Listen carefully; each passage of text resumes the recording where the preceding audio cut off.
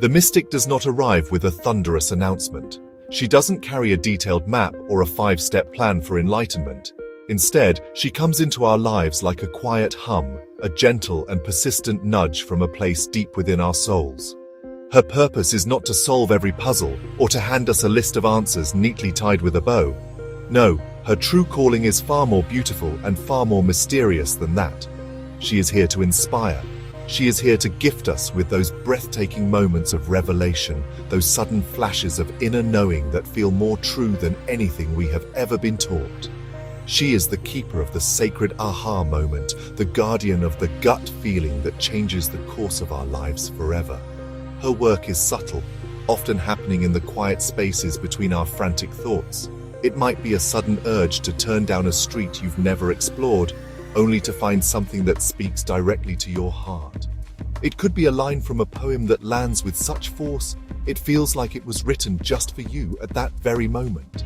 The mystic is the voice that says, "Look here," or "Listen now." She is the part of us that recognizes the divine spark in the ordinary, the magic hiding in plain sight. She doesn't need a grand stage or a massive audience. Her stage is the landscape of our own consciousness, and her audience is the curious, open-hearted soul willing to listen to a different kind of wisdom. She reminds us that life's greatest mysteries are not problems to be solved, but experiences to be lived. The mystic understands that the universe is not a cold, mechanical clockwork, but a living, breathing poem. It is filled with wonder, with paradox, and with an intelligence that far surpasses our logical minds. Her mission is to reconnect us with this living poetry. She encourages us to put down our heavy tools of analysis and control, if only for a moment, and simply be present with the world. She asks us to feel the truth before we try to name it, to experience the magic before we try to explain it away. She is the gentle hand that turns our face toward the moonlight, whispering, "You don't need to understand it to be transformed by it." This call to the unseen is a call to a more creative and courageous way of living. It is an invitation to step off the well-trodden path of certainty and venture into the enchanted forest of intuition. The mystic knows this path can be intimidating. It is shadowed and unpredictable, but she also knows that it is where the real treasures are hidden. It is where we find not just answers, but better questions.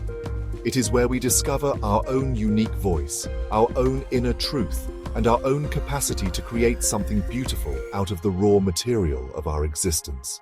She is the muse of the soul, beckoning us to begin the most magnificent journey of all, the journey back to ourselves. How does the mystic navigate the complexities of life? Not with a compass and a map, but with a deep and unwavering trust in the whispers of her own soul. For her, intuition is not a vague or unreliable feeling. It is the most direct and honest source of information available. It is the language of the universe speaking directly to her, bypassing the noisy and often misguided filters of the logical mind. She has learned, through practice and patience, to honor this inner voice above all others. When faced with a decision, she doesn't create a spreadsheet of pros and cons. Instead, she gets quiet. She listens. She feels for the subtle pull, the gentle sense of rightness, the inner yes that resonates through her entire being. This process of trusting intuition is an act of profound faith. It is the willingness to believe that a deeper intelligence is at play, guiding her steps. The mystic understands that her logical mind, while useful, has its limits. It can only work with the information it already has, the data it has collected from the past. But intuition is different. It taps into a field of knowing that is vast, timeless, and connected to everything. It can see around corners. It can sense possibilities that logic would dismiss as impossible. Letting this inner truth reveal itself requires courage, because it often asks us to do things that don't make immediate sense to ourselves or to others. It is a radical act of self-trust in a world that constantly tells us to trust the experts instead. Think of it like learning a new language. At first, the sounds are just noise. You can't distinguish one word from another. But the more you listen, the more you immerse yourself in it, the more it begins to make sense. Patterns emerge, meanings become clear. The mystic has spent her life immersed in the language of intuition. She knows its grammar, its nuances, its poetry. She knows that a feeling of expansion and lightness is a sign of alignment, while a feeling of contraction and heaviness is a signal to pause and reconsider. She doesn't fight these feelings or try to reason them away. She simply accepts them as valuable guidance, as messages from her truest self. This is not a passive existence. It is an active and engaged listening. The mystic doesn't just sit around waiting for lightning bolts of insight to strike. She cultivates the conditions for intuition to speak. She spends time in nature. She engages in creative practices like painting, writing, or dancing. She meditates. She does whatever it takes to quiet the ceaseless chatter of her mind so that the softer, more profound voice of her inner wisdom can be heard. She shows us that intuition is not some rare, mystical gift for the chosen few. It is our birthright. It is a muscle that grows stronger the more we dare to use it, a faithful guide just waiting for us to finally trust its lead. One of the most captivating things about the mystic is her complete and utter comfort with not knowing. In a culture that is obsessed with certainty, where I don't know is often seen as a sign of weakness or failure, the mystic wears it like a badge of honor. She understands that life's most profound truths cannot be contained in neat, tidy boxes of logic. They are wild, paradoxical, and constantly shifting. To demand a clear and final answer for everything is to slam the door on wonder. It is to choose a small, predictable room over the vast, star-filled expanse of the universe. The mystic chooses the stars every single time. This ability to live without answers makes her beautifully spontaneous and refreshingly unique. She is not bound by a rigid life plan or a set of predetermined expectations. Her life is not a straight line from point A to point B. It is more like a dance, a fluid and intuitive response to the music of the moment.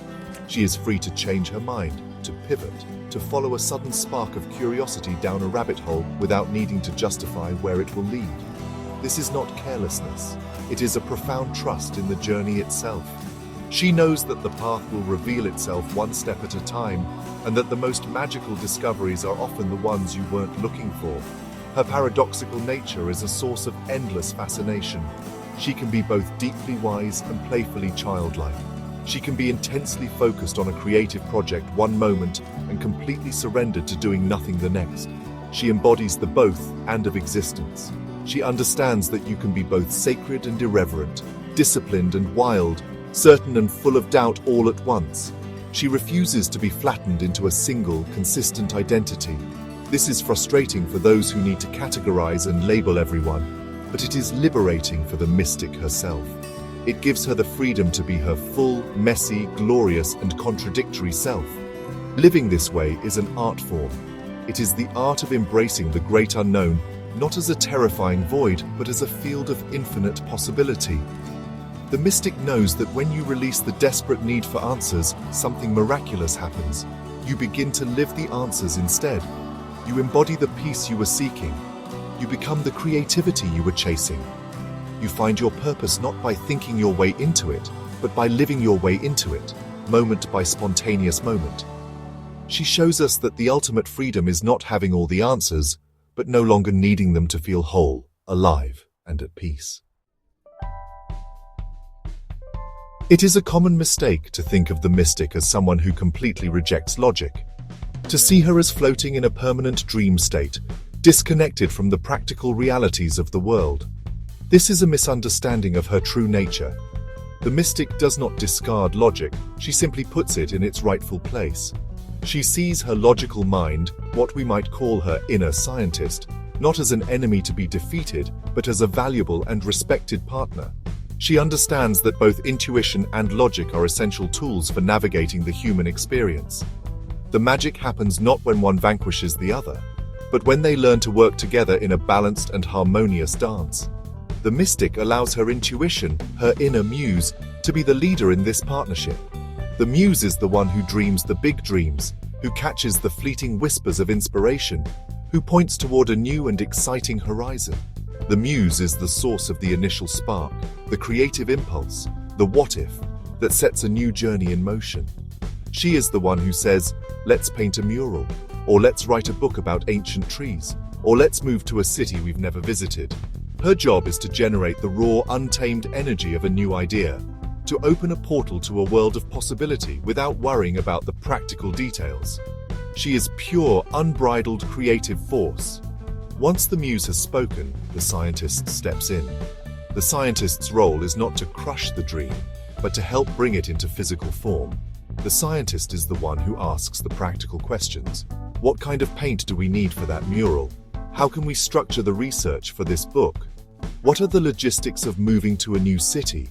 The scientist is the master of structure, of planning, of bringing order to the beautiful chaos of the muse's vision. The mystic knows that without the scientist, her brilliant ideas would remain as ghosts, beautiful but intangible. The scientist provides the container, the vessel, the earthly foundation that allows the spirit of the idea to be born into the world. This sacred partnership creates a powerful and effective whole. The muse ensures that life remains magical, inspired, and full of wonder. The scientist ensures that the magic can be grounded, shared, and made real. The mystic presides over this relationship, knowing when to let the muse run wild and when to call in the scientist for support.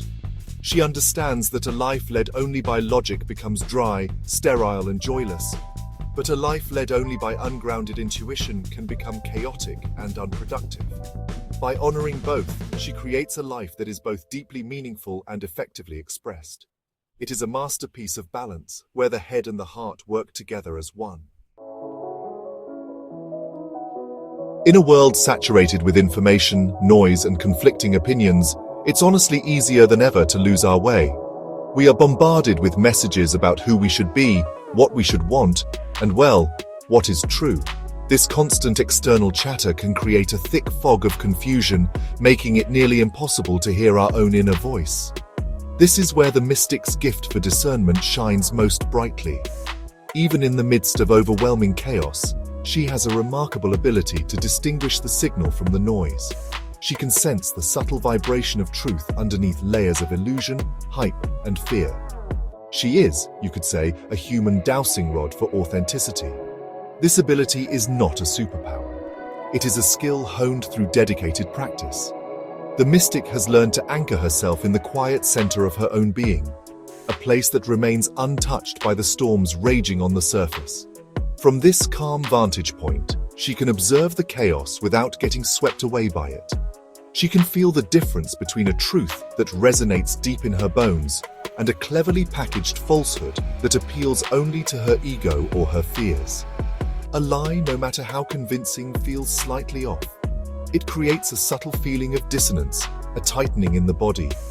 A truth, even if it's challenging or inconvenient, feels clean, clear, and expansive.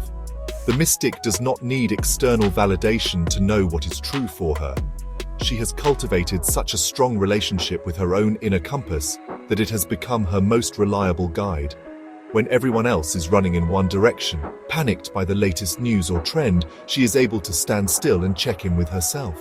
She asks, "Does this feel true for me? Does this align with my deeper knowing?" This self-referencing is a radical act of sovereignty. It is the declaration that her own inner experience is a valid and trustworthy source of wisdom, regardless of what the rest of the world is saying or doing.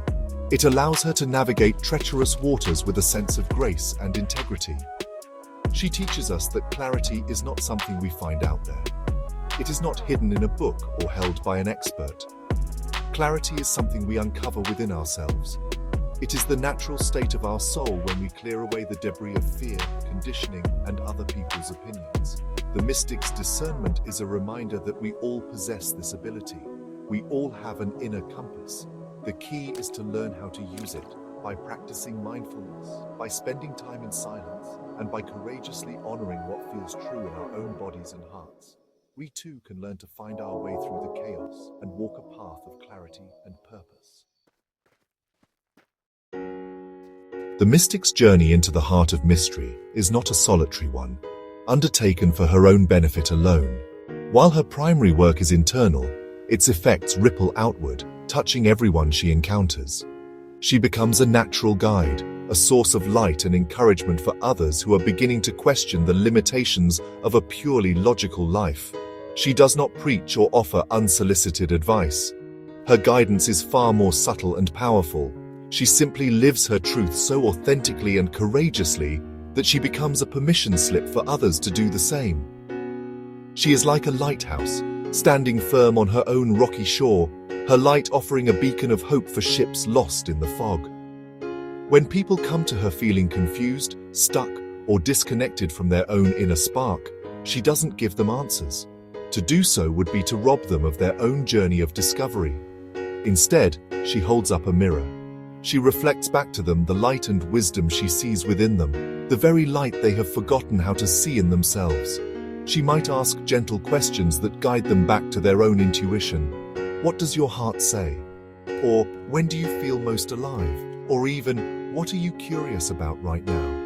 She empowers them by consistently redirecting their attention away from the external noise and back toward the quiet, knowing voice within. Her presence itself is a teaching. People are drawn to her because they sense her inner peace, her playful freedom, and her deep connection to something larger than herself. They see that it is possible to live a life that is guided by intuition, creativity, and trust.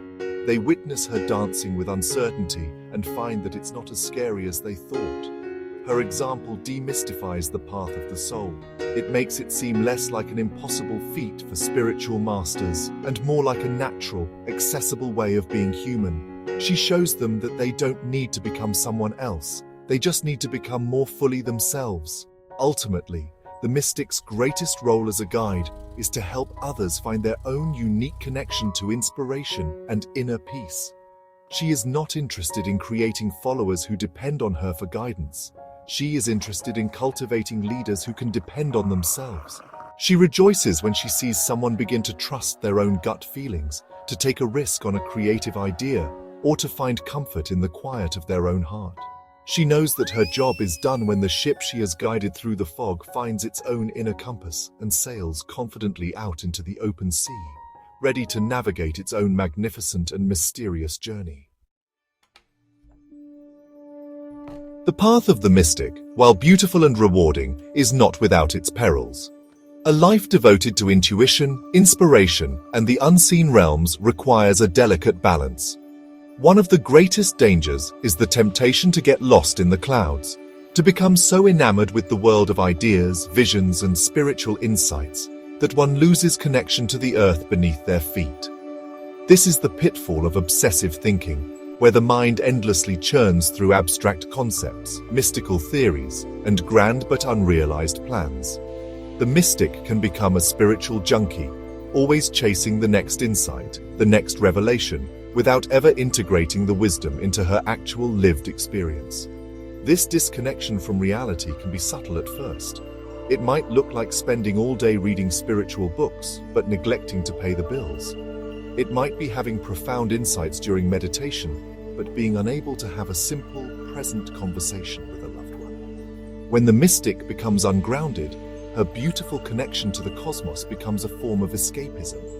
She uses spirituality to avoid the messy, challenging, and sometimes boring realities of being a human in a physical body. The danger here is that her wisdom remains purely theoretical, a collection of beautiful but useless butterflies trapped in the net of her mind, never allowed to fly free and have a real impact on the world. This is why the practices of grounding and mindfulness are not just helpful accessories for the mystic. They are absolutely essential for her survival and well-being. Grounding is the conscious act of connecting with the physical world and the present moment. It can be as simple as walking barefoot on the grass, feeling the solid earth beneath your feet. It can be savoring the taste and texture of a meal, washing the dishes with full attention, or feeling the sensation of your own breath moving in and out of your body. These simple, earthy practices act as an anchor, keeping the mystic's kite from flying away and getting lost in the storm of her own thoughts. Mindfulness is the sister practice to grounding. It is the gentle, non-judgmental awareness of what is happening in the present moment. Thoughts, feelings, bodily sensations, and the external environment. For the mystic, mindfulness is the tool that allows her to notice when she is drifting into obsessive thinking or spiritual bypassing. It allows her to see her thoughts as just thoughts, not as absolute reality. By staying grounded and mindful, the mystic ensures that her connection to the heavens is balanced by a strong connection to the earth. This balance is what allows her to be a true bridge between worlds, a channel for divine wisdom that can actually be used to create a better, more beautiful life here and now. In the grand, intricate tapestry of the mystic's life, inspiration is the golden thread that runs through it all. It is her most precious gift, her most reliable guide, and her most direct connection to the divine. For the mystic, inspiration is not a rare or random occurrence. It is the very breath of the universe, constantly flowing, always available to those who are open to receiving it. It is the force that transcends the chaos of the everyday world, lifting her perspective to a higher ground where she can see things with greater clarity, wisdom, and compassion. When she is connected to inspiration, the petty worries and fears of the ego simply fall away. This higher wisdom is not complicated or esoteric. It is often startlingly simple. When the mystic is in a state of inspiration, she might suddenly understand a conflict from a completely new perspective, seeing the humanity in all sides. She might be filled with a sudden, overwhelming sense of gratitude for the simple beauty of a sunset or the kindness of a stranger. Inspiration brings a sense of profound interconnectedness, the deep knowing that she is a part of something vast, ancient, and loving. It's a feeling of coming home. This wisdom doesn't come from intellectual analysis. It arrives fully formed, a gift from the muse, a moment of grace that rearranges her inner world. The mystic understands that inspiration is a co-creative process. It is not something she generates on her own, nor is it something that is passively downloaded into her. It is a dance between her own curiosity and the responsive intelligence of the universe. She shows up for the dance by being open, by being curious, by engaging with life. She reads, she walks in nature, she talks to interesting people, she tries new things. She fills her well with experiences, and in return, the universe offers her sparks of connection, flashes of insight, and threads of ideas. Inspiration is the reward for her faithful and curious engagement with life. This golden thread of inspiration has the power to transform chaos into beauty. Imagine a painter facing a blank canvas. That canvas is pure potential, but also pure chaos. It is the act of inspiration, the first idea for a color, a shape, a line, that begins to bring order and beauty to that chaos. The mystic approaches the chaos of her own life in the same way. When she feels lost or overwhelmed, she doesn't try to fight the chaos. Instead, she seeks the golden thread of inspiration. She asks, "What is the one beautiful thing I can do right now?" That one inspired action becomes the first stitch in a new and more beautiful pattern, proving that even in the darkest moments, a single thread of light can lead the way. As the mystic deepens her journey, as she becomes more adept at listening to her intuition, balancing logic and creativity, and grounding her insights in the real world, she moves toward the highest ideal of her path, a state of sanctity. This is not sanctity in the old sense of being pious, perfect, or removed from the world. It is a far more earthy and embodied state. It is a sacred, peaceful state of being in which she sees the divine spark in everything and everyone, including herself. The separation between the sacred and the profane dissolves. A mundane chore like folding laundry can feel as holy as a prayer. A difficult conversation can become a sacred opportunity for connection. In this state of sanctity, the desperate search for answers finally comes to a gentle end. The mystic no longer needs to chase after mysteries because she has come to understand the ultimate truth. The mystery is not something to be solved, but something to be inhabited. She is a part of the mystery, and the mystery is a part of her.